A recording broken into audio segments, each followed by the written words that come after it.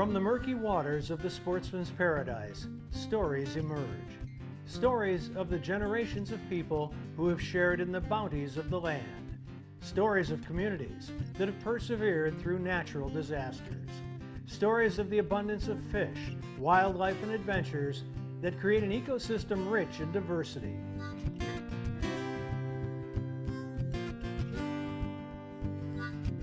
And from the silted banks of the mighty Mississippi to the soggy marsh bottoms, from the tops of towering pine forests to the depths of the salty Gulf, human and animal have shared this fortune for centuries.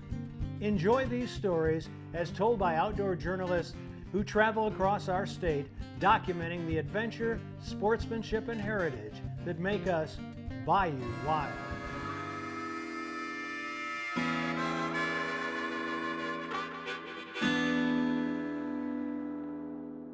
On this week's episode of Bayou Wild TV,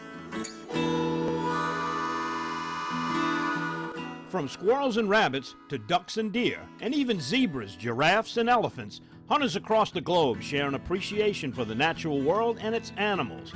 And it's no secret that hunters put their money where their mouth is. Hunters are the first conservationists that's out there, and that's been communicated over and over again, whether it was Teddy Roosevelt, all the way down to our current organization from which we operate today. Local hunters, with the help of organizations like the Safari Club International, pump millions of dollars annually into habitat conservation, research, and the economy. Yet still, hunters face constant criticism from those on the outside looking in. There are a lot of misconceptions about big game hunting, and the purpose of this episode is to, for one, debunk a lot of those myths. Without the conservation from Safari Club International, there would be no outdoors or the enjoyment of the hunting and fishing. It's the only organization that I'm aware of that fights for hunters' rights.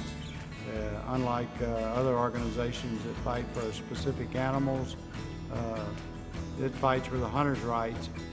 We hope to bring a little education to hunting while traveling from the bayous of Louisiana to the African plains and meeting a few local hunters along the way who will share their experiences hunting abroad.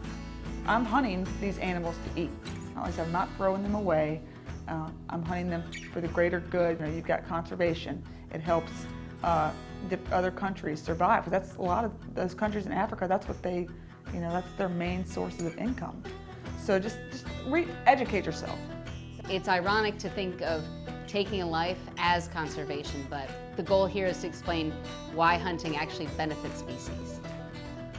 And of course, when the hunt's a success, we're always searching for new ways to cook game. Chef John Folse brings some German influence to a simple venison dish.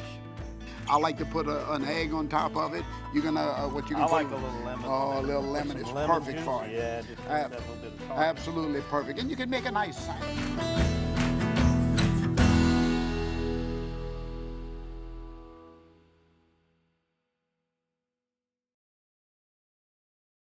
Closed captioning made possible by Cto.com. Become a member.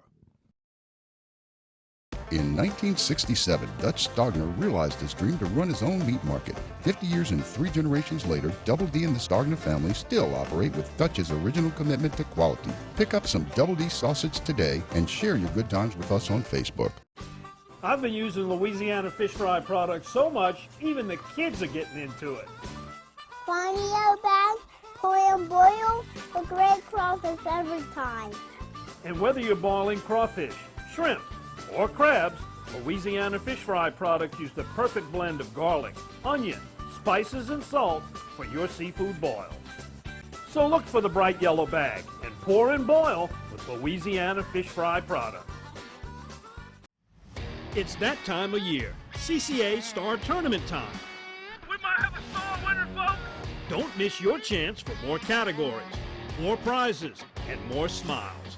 Young and old, there's a division for everyone. You can win a truck, RV, boat, and much more. Sign up today for a chance to become an early bird winner. The fun starts Memorial Day weekend. Visit Cca Star to get your ticket today.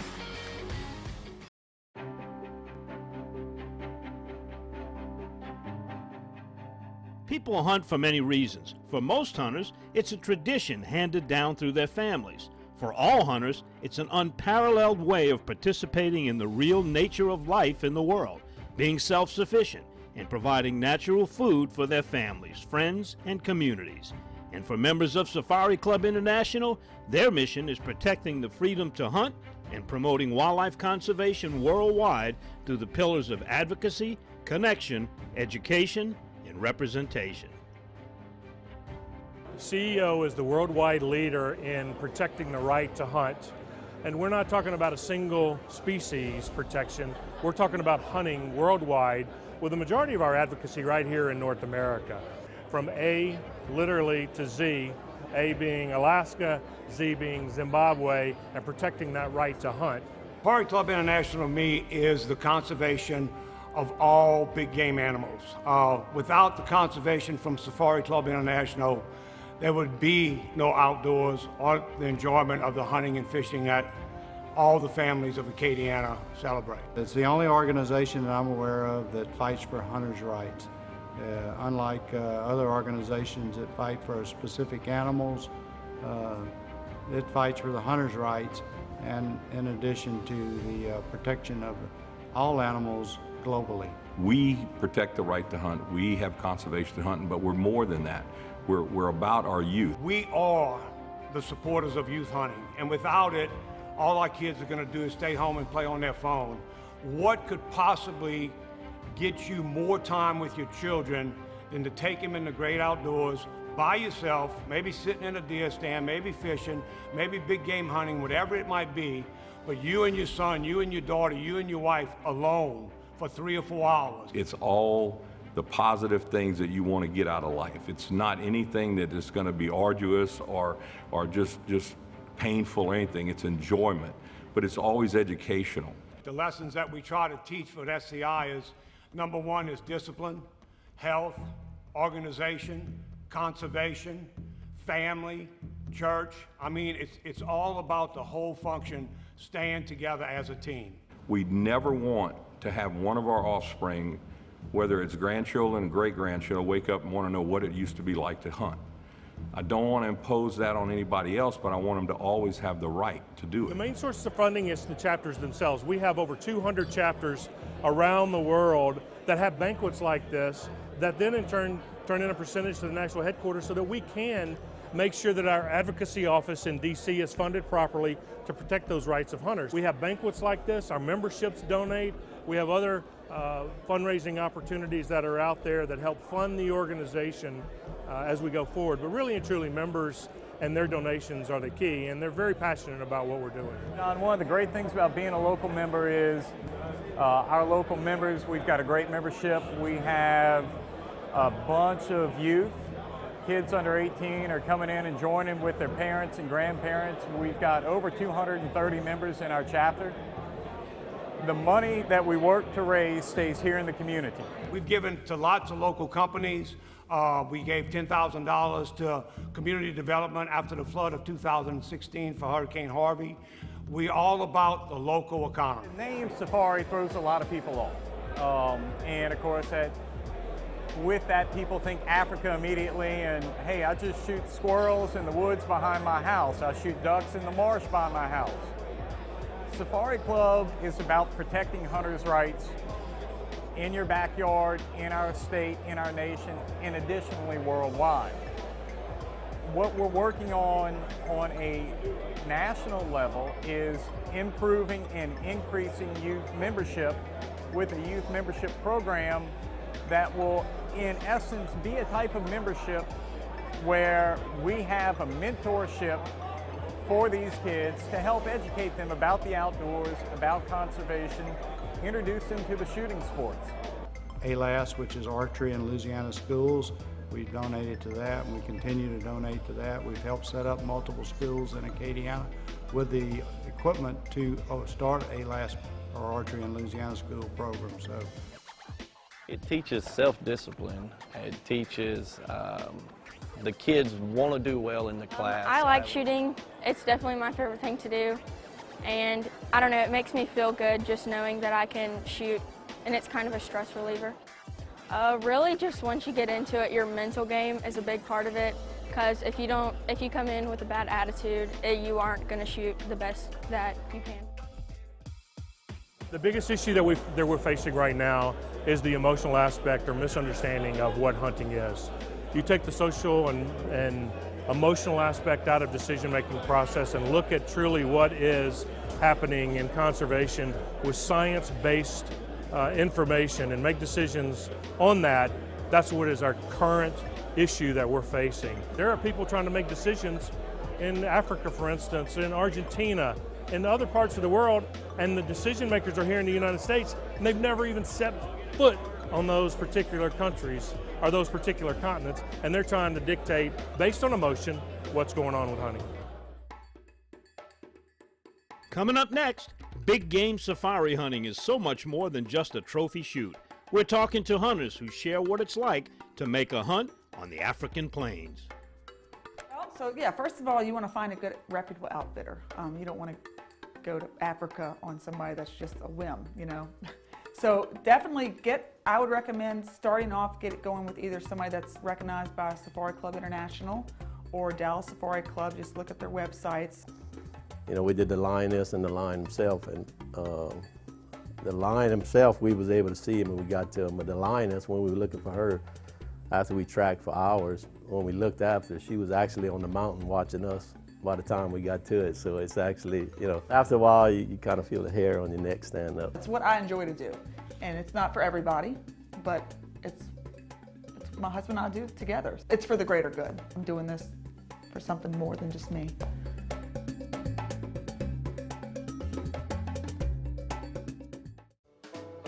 Discover the taste of Louisiana that's seasoned just right, boiled to perfection, and rich with tradition.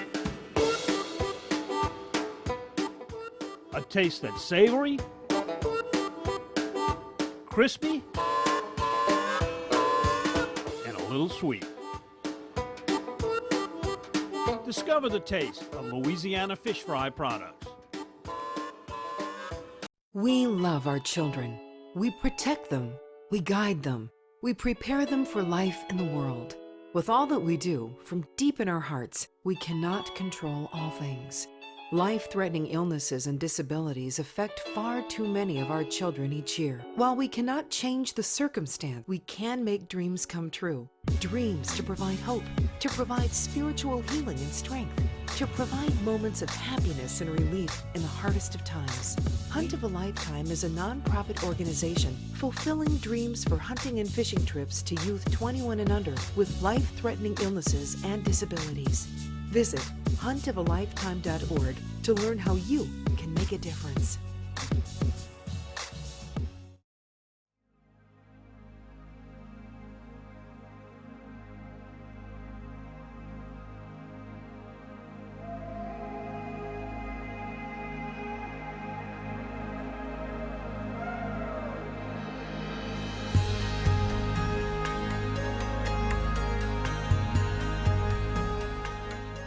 Africa in June of 2017, and prior to that I hadn't shot a rifle at an animal before.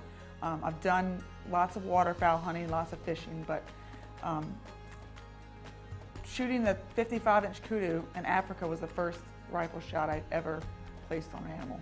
Usually you'll have PH, was professional hunters they call them. You will have a tracker that goes with you, which the trackers are normally the local, the guys from the villages. An average hunt to Africa, you say you go, they do a lot of times, they'll do like the packages where you do the plains game, so which would be like a kudu, an impala, a wildebeest. Just an average hunt like that would range about $15,000. People spend a lot of money to go trophy hunting, and that money goes directly back into the economy. We hunt these animals to survive, and I know a lot of people may not understand how that works, but you stop hunting these animals and paying to shoot these animals, people are going to come in and wipe them out.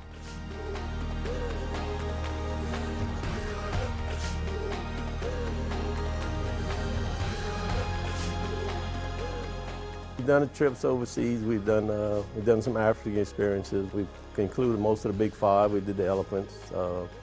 We got the leopard, the lions, and most of your plains game. We've done some, mountain goat hunting, mountain lion hunting. We did the lioness and the lion himself, and the lion himself, we was able to see him when we got to him, but the lioness, when we were looking for her, after we tracked for hours, when we looked after her, she was actually on the mountain watching us by the time we got to it. So it's actually, after a while, you kind of feel the hair on your neck stand up. Enjoyed it with my wife. We spent a few weeks out there, and Africa, I would say, is the most enjoyment.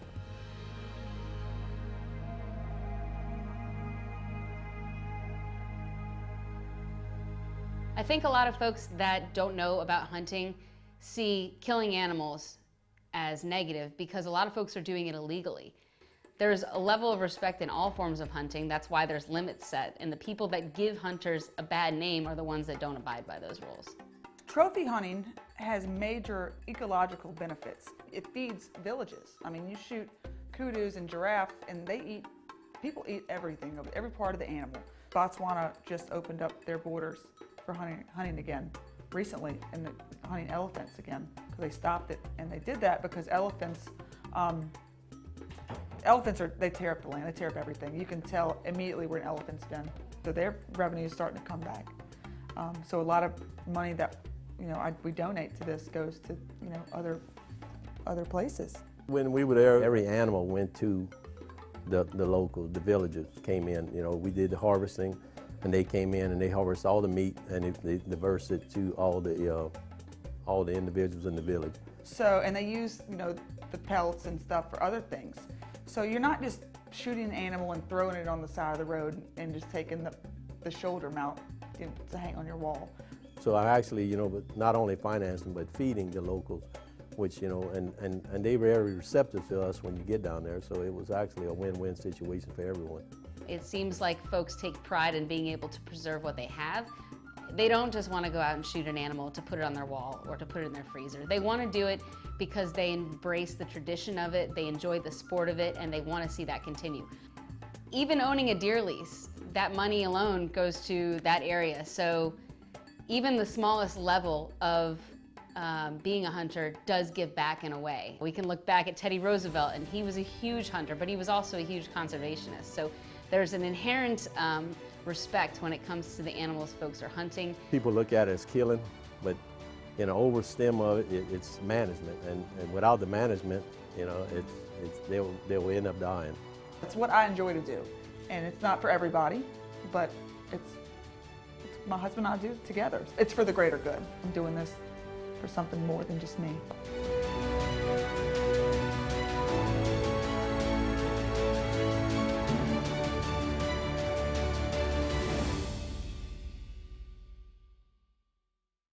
This is Don Dubuque asking you to join me as a member of the Coastal Conservation Association. For 30 years, CCA has worked in Louisiana to conserve our incredible fisheries, making sure that our fishing is great today and for generations to come. Whether looking out for redfish and specks, eliminating gill nets, building reefs across the coast, or work at the state capitol and in D.C., CCA is doing what's best for the fish and the sport we love so much. Your $30 membership will ensure that this work and our great fishing endures well into the future. Go to ccalouisiana.com and join CCA today. If you're lucky enough to bag a deer or a hog this season, bring it here to Double D. Double D processes hogs and exotic game and guarantees your product is always the meat you brought to Double D. Double D Meats in Bogalusa, home of country smoked, spicy jalapeno cheddar, and other customized flavors.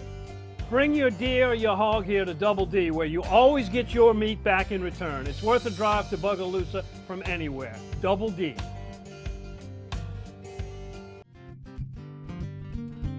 Welcome to White Oak Plantation, the kitchen of Chef John Folse, and we got some venison getting ready to cook up today. Can't wait.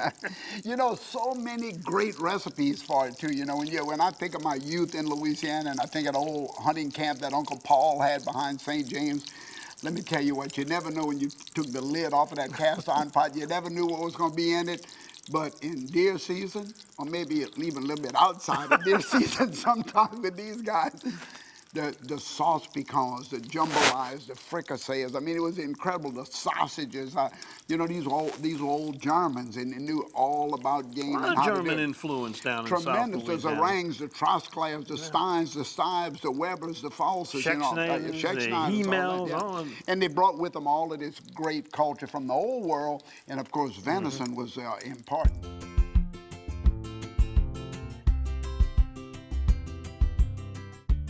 So what we're doing today, you see how beautiful that little tenderloin is? We just pull that loin out, of course, the most tender of the meat, and then we pounded it out like you see right over there, and we just put it between wax paper, and we pounded it nicely, and that breaks the sinew, you know, that kind of breaks all of that muscle fiber, so it tenderizes it really, really well. So what is this recipe called? This is a Wiener Schnitzel, and of course, Wiener Schnitzel, schnitzel is just that really nice, crispy little cutlet, and this is named after Gunter Preuss. Do you know Gunter From Preuss? Broussard's restaurant, The great German chef from Broussard's restaurant, yeah. And this was his favorite recipe because, of course, coming from Germany, him and his wife Evelyn loved game on their menu, but of course they had to get domestic. But this is so you dusted that in flour, seasoned flour. You're going to go into a little egg wash. See, I got you getting your hands. Putting me to work. Get my fingers messy. Getting That's your hands okay. dirty. And then into the breadcrumbs, and you want to kind of pound it down in there a little bit, coat it really nice, and yeah, you want to get a good coating on it. And it's a seasoned Italian breadcrumb too. Even though I say it's German, you get the seasoned Italian breadcrumbs with all those nice flavors. Is that what they mean by international cooking? That's exactly right. That's exactly right. That's called stealing recipes. Is right. From one country to another. So now you have that wonderful veal cutlet, and of course you might want to do another one over there. We're gonna get him ready. And the oil in the skillet, I have vegetable oil and I have butter. I have about 20% butter because I want that really nice creamy butter flavor in there. I'm going to come in with a little bit salt on top of that, a little bit pepper while you're doing that second one, and then of course the third one. Now Gunter over at Broussard's restaurant would always call me when he had the venison in, and he would make them about the size of a dinner plate. I mean, he'd pound them out because that's what you have to do, pound them out nicely, right? And he would cover them with all type of different German sauces. And you see how thin it is, so it's going to cook quick, right? And this is a great dish for the hunting camp too, because as if they're going to kill a young deer and then put it up for a couple of days, I mean, that's something to eat right away. This is something you can pound out just about any portion. You don't only have to use At a my tenderloin. hunting camp, they fight for that dish, right?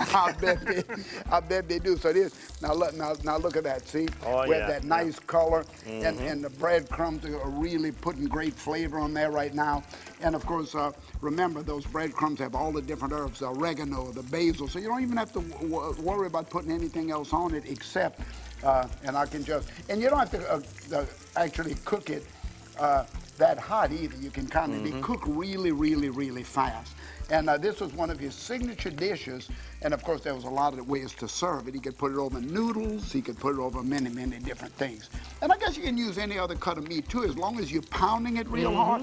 And of course, you have the machines today to cut it as well. I've heard about fried egg on top of it. Where does that come from? Well, that's also German. I mean, German, you know, they were so self-sustaining with their chicken yards and everything else. And of course, it's protein, so it made sense. All right, y'all stay with us, because coming up next, we're going to plate it up and put it to the taste test. I'll volunteer. I already know what it tastes like. Good stuff.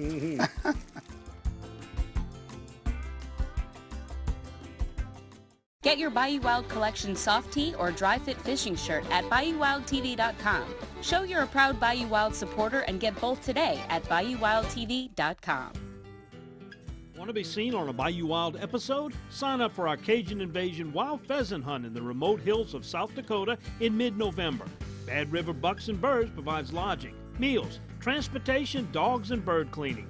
Details at dontheoutdoorsguide.com.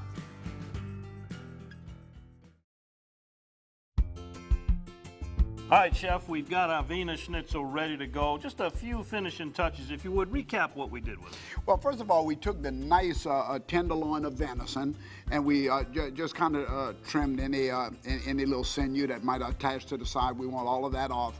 We pounded it between wax paper, and we really beat it until it spread out really nice. This came from Gunter Preuss, so over at Broussard, so he told us how the Germans did it.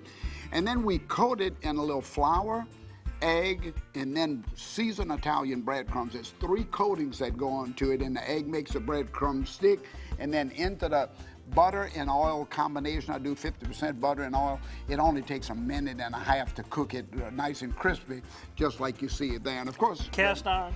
Cast iron is always best. I mean, hey, we're at the camp, right? That's it. We got a nice fireplace. They got a nice fireplace, but we're still at the camp. So, but anyway, yeah. Then a little white sauce you can put on top of it. The Germans like to put a little cream sauce.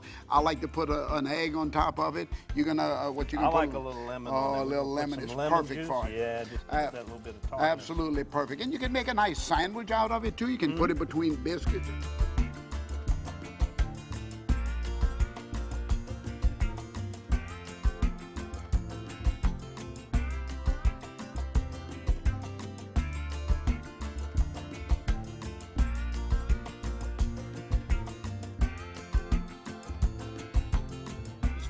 Wiener Schnitzel recipes available on our website, BayouWildTV.com, just like all the recipes we do here at White Oak. If they want to get a good hard copy, where is it available? Right, all they have to do is go and type in Chef John Folse recipes, Chef John Folse cookbook, and you'll get all of the sites. It's available on the website, or it's in any of your bookstores. All the bookstores will have my After the Hunt book, which is the really important one right now. We also have the fishing book and an array of, I think we have 11 cookbooks now, but it's the hunting book everybody should have now, After the Hunt. I want to test your memory. What page is it on? 921. Nobody can argue with it.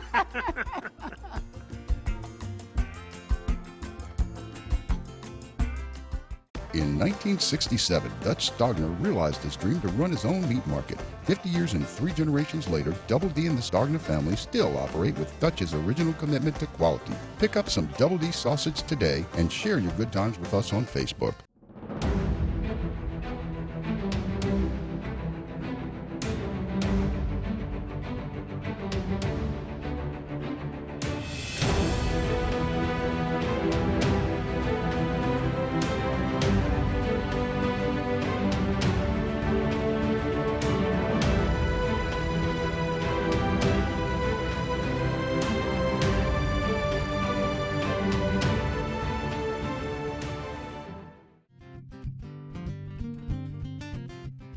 Join us next week for another edition of Bayou Wild TV, and check us out at BayouWildTV.com. And don't forget to check out the Bayou Wild collection, hats and shirts, and become a Bayou Wild fan.